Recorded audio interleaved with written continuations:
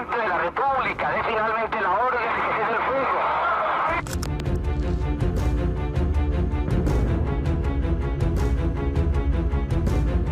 Bienvenidos a Lexcusiones, un podcast creado para dialogar sobre la pasión por el derecho, la justicia, la lucha contra la violencia y la promoción del libre pensamiento.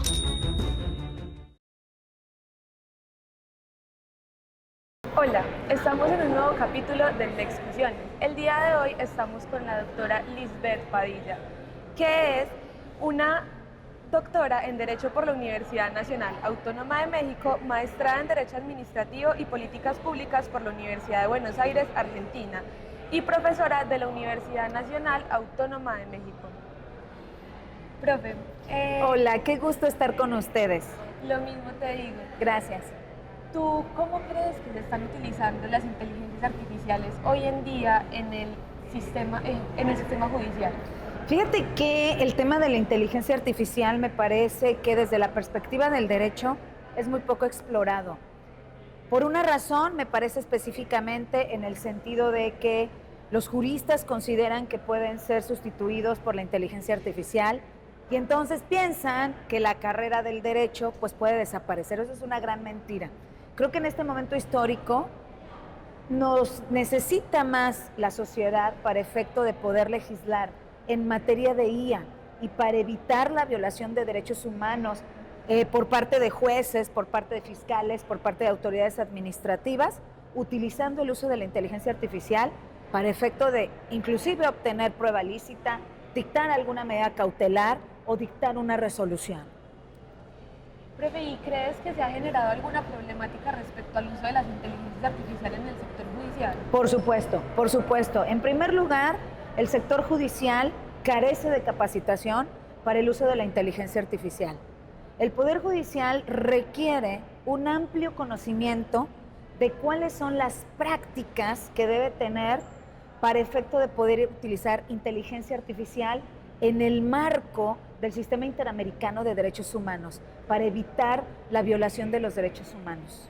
Profe, ¿cuál consideras que podría ser una alternativa para la solución de este conflicto?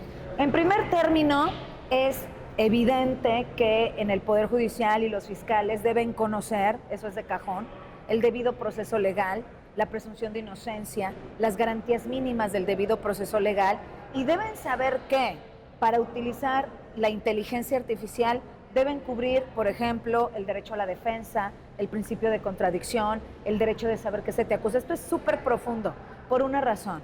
Porque cuando una autoridad utiliza inteligencia artificial para imputar un delito, por ejemplo, o para obtener una prueba lícita, debe transparentar el uso de la inteligencia artificial. Es decir, la inteligencia artificial no se puede utilizar de forma irresponsable, sino que el juzgador y el Ministerio Público debe saber que la inteligencia artificial debe ser transparentada a través de los algoritmos, a través de la revisión humana, a través de la información mediante la cual es alimentada y a través de las conclusiones a las que llega, determinar, fundamentar y motivar cuáles son las razones por las cuales se está utilizando inteligencia artificial.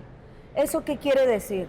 Eso quiere decir que si un juzgador emite una sentencia con inteligencia artificial y esta, antes de poder determinar a la persona que va a ser sentenciado, cambiada su situación jurídica, no se le ha hecho conocedora de los algoritmos, entonces el juzgador en esa sentencia está violando los derechos humanos. Y lo mismo podemos determinar en un proceso penal, lo mismo podemos determinar en la obtención de una prueba por parte de la Fiscalía utilizando inteligencia artificial.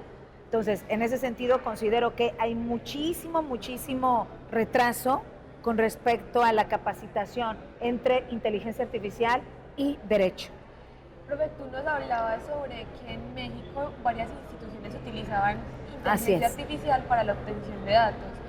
¿Tú nos podrías hablar un poco sobre eso? Fíjate que sí, yo creo que una de las problemáticas más importantes y más difíciles que tenemos actualmente en México con el uso de la inteligencia artificial son varias, ¿verdad? La primera, que no hay legislación en materia de IA.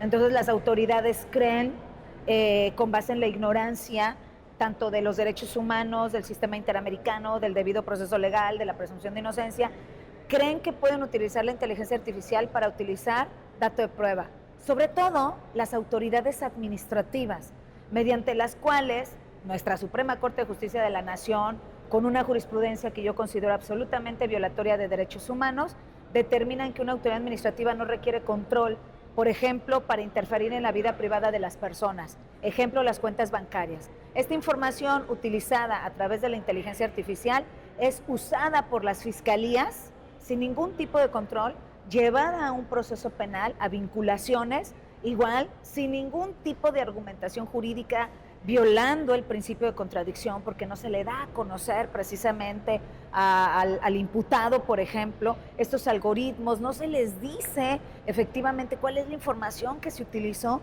para efecto de poder ser utilizada esa IA. Entonces, imagínate la problemática que tenemos cuando esa prueba se obtiene, no solamente desde el ámbito administrativo, que no requiere de control, ¿no? Para empezar, sino también con la ignorancia de los derechos humanos y también la ignorancia que tienen estas autoridades, incluidas las autoridades administrativas, las fiscalías y los jueces, sobre las prácticas que deben tener los juzgadores de acuerdo a los estándares interamericanos con el uso de IA en las decisiones judiciales cuando se pone en riesgo un derecho humano de las personas.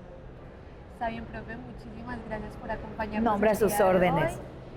Bastante interesante toda la información que nos damos. Gracias a ustedes. La verdad sí consideramos que pues todos los países deberían de sacar una legislación así es, para que pueda haber un control de estas cosas y, como tú nos dices, no se genere una violación a los derechos humanos. Sí, fíjate que en México te decía que no tenemos una legislación, pero me parece que eso no es suficiente para que se puedan violentar los derechos humanos, porque las garantías mínimas del derecho, de los derechos humanos, del debido proceso legal, lo tenemos en nuestras constituciones y en la jurisprudencia de la Corte Interamericana y en la Convención Americana de Derechos Humanos y en estos estándares. Entonces, ni siquiera se necesitaría una legislación, sino más bien capacitarse en inteligencia artificial y además analizar los estándares interamericanos de la aplicación o el uso de la inteligencia artificial cuando está de por medio un derecho humano.